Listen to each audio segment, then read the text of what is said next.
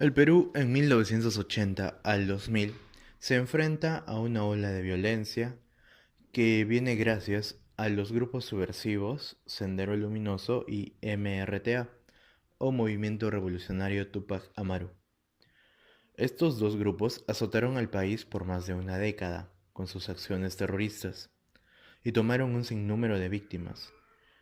El total de víctimas registradas son 69.280. Este fue el periodo de terror que vivió el Perú. Pero, ¿por quiénes estaba conformado Sendero Luminoso? Estaba liderado por Abimael Guzmán, quien era profesor en la Universidad Nacional de Huamanga. Era docente del área de filosofía. Tenía un pensamiento marxista, el cual fue inculcando en sus alumnos que, posteriormente, serían sus principales colaboradores. A pesar que el periodo de terror se vivió en todo el país, se intensificó en la zona central: Ayacucho, Huancavelica, Apurímac, Junín, Huánuco y San Martín, teniendo esta zona la mayor cantidad de víctimas y de migraciones hacia la capital, producto del terror causado por los grupos terroristas. Los orígenes del accionar de Sendero Luminoso se dieron inicio por la quema de las ánforas de la elección de Chuschi, en Ayacucho, el día de las elecciones generales.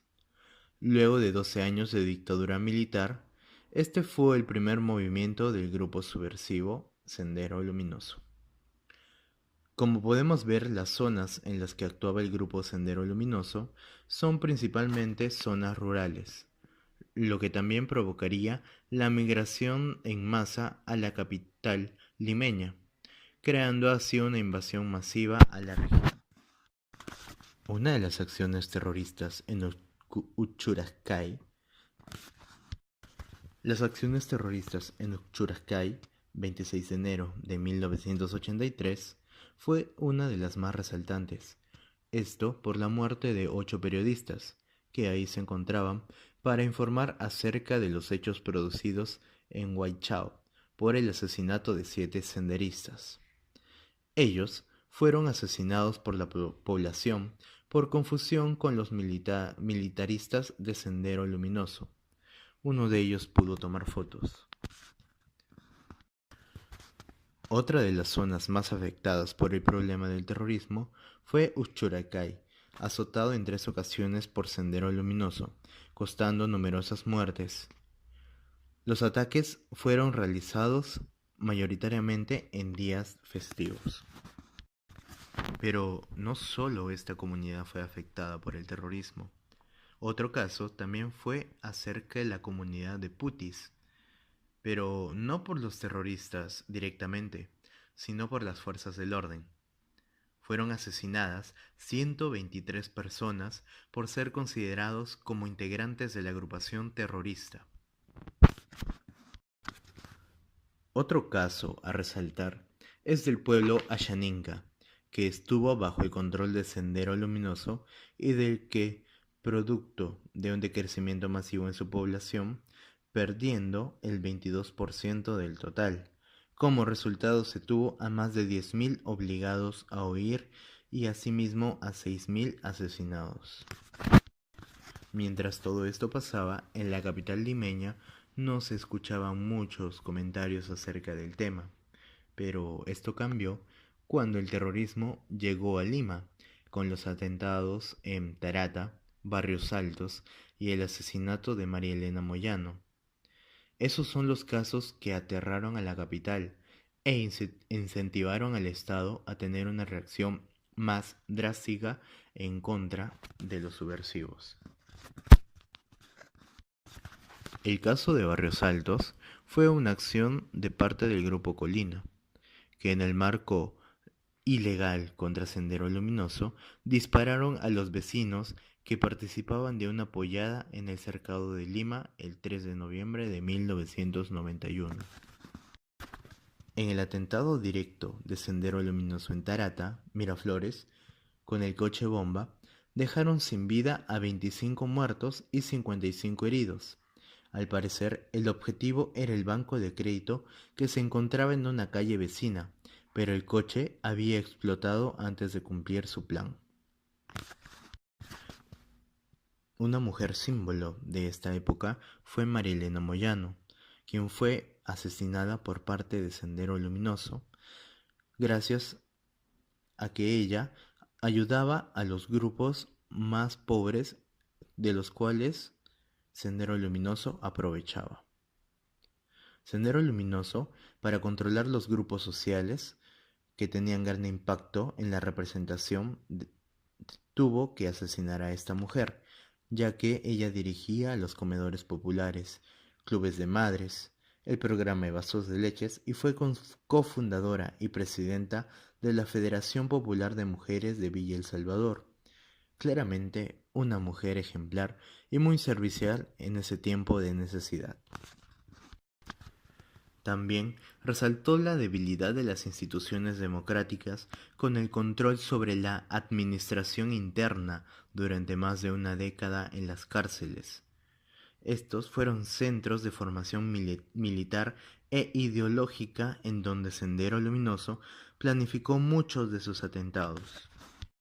Como ya sabemos, el Estado poco hizo al comienzo de estos atentados, porque simplemente no le interesó, o dejó a las grandes mayorías seguir con su tranquilidad y se olvidó de aquellas pequeñas personas de las comunidades que estaban en la serranía peruana y simplemente no prestó atención al problema, y este es un resultado más del grave problema del centralismo que existe hasta ahora en el país.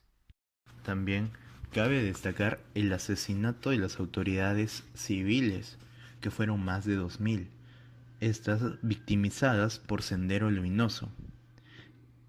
Sendero Luminoso en algunas ocasiones los torturó o desapareció. Aquí presenciamos a la gran cantidad de peruanos que ofrecieron su vida en lucha de la paz y la libertad. Pero, ¿cómo fue la reacción de la ciudadanía afectada? Fueron las propias personas quienes tuvieron que reaccionar ante esta situación.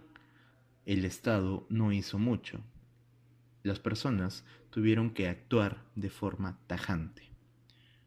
Fueron muchas las diversas organizaciones populares que se sumaron a este esfuerzo para combatir los efectos de la violencia, ya sea como el Vaso de Leche, que era una organización que proporcionaba la alimentación debida a los más necesitados. También hubo los comités de autodefensa o las rondas campesinas, que con limitados recursos se comprometían a cuidar de sus pueblos. Algunas veces estaban apoyados armamentísticamente por el Estado. La Iglesia también jugó un papel muy importante dentro de este ambiente, como las evangélicas, que tuvieron un enfrentamiento directo contra Sendero Luminoso, y la Iglesia Católica, que denunciaba estos hechos que ocurrían en las zonas afectadas. La música también jugó un papel muy importante en la lucha contra el terrorismo. El Estado tuvo una reacción, pero llegó a ser algo tardía por la poca maduración de su parte, por comprender el gran problema que esto significaba. Una de sus reacciones fueron los marcos legales, como los estados de emergencia por el presidente Belaúnde y el permiso de Fujimori para que las Fuerzas Armadas tengan la posibilidad de intervenir en las zonas que no se encontraban en estado de emergencia. Una de sus más famosas operaciones fue la de Chavín de Huántar, el 17 de noviembre de 1996, donde 14 miembros del movimiento revolucionario Tupac Amaru tomaron la residencia del embajador de Japón. Durante un evento de 450 invitados, de los cuales fueron tomados 72 personas de rehenes, se realizó esta operación. Ellos pedían una liberación de 400 miembros del movimiento revolucionario Tupac Amaru que estaban encarcelados. Cuatro meses después se llevó a cabo la operación que terminó con 2 militares muertos y todos los miembros del movimiento revolucionario Tupac Amaru muertos también. Lo que conllevó a la destrucción de los grupos subversivos fue la captura de sus líderes. Gracias a un trabajo impecable del Grupo Especial de Inteligencia, la noche del septiembre 12 de 1992 se logra la captura de Abimael Guzmán Reynoso y los principales dirigentes de Sendero Luminoso. Meses antes, también se logró la captura de Víctor Polay, líder del movimiento revolucionario Túpac Amaru. También en el tiempo de terror se da una etapa de desaparición forzada de miles de personas, de las cuales hasta ahora no se sabe absolutamente nada. La mayoría de estas víctimas eran provenientes de la zona sierra del Perú. Algunos cuentan que fueron previamente torturados y con crímenes de ilesa humanidad se los asesinaba. Ahora, en estos tiempos, a este tipo de torturas se le considera un crimen de lesa humanidad. Producto de esto, se producen exhumaciones, donde se busca poder recuperar los cuerpos de los desaparecidos y o asesinados, sacándolos de las fosas comunes para su registración y entierro digno. Este periodo también fue muy característico el tema de la violencia sexual, sobre todo contra la mujer andina, porque era vista como un simple objeto de satisfacción. Otro tema muy importante es la lucha por la democracia y la justicia en el Perú de hoy, donde se combate contra los actos de corrupción que azotaron en esa época y que hasta ahora seguimos con sus regazos. El retorno del expresidente Alberto Fujimori tras su fuga a Japón y su rechazo y renuncia. También tenemos los diferentes juicios emitidos contra él.